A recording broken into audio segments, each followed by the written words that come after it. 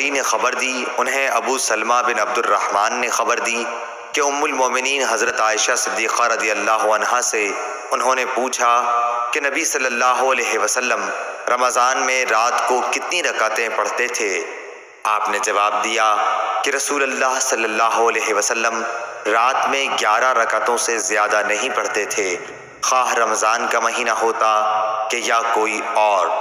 پہلے آپ 4 رکعت پڑھتے، ان کی خوبی اور لمبائی کا کیا پوچھنا، پھر آپ صلی اللہ علیہ وسلم 4 رکعت اور پڑھتے، ان کی خوبی اور لمبائی کا کیا پوچھنا، پھر 3 رکعتیں پڑھتے۔ عائشہ رضی اللہ عنہا نے فرمایا کہ میں نے عرض کیا یا رسول اللہ، آپ وتر پڑھنے سے پہلے ہی سو جاتے ہیں؟ اس پر آپ صلی اللہ علیہ وسلم نے فرمایا کہ عائشہ، میری آنکھیں سوتی ہیں لیکن میرا دل نہیں سوتا۔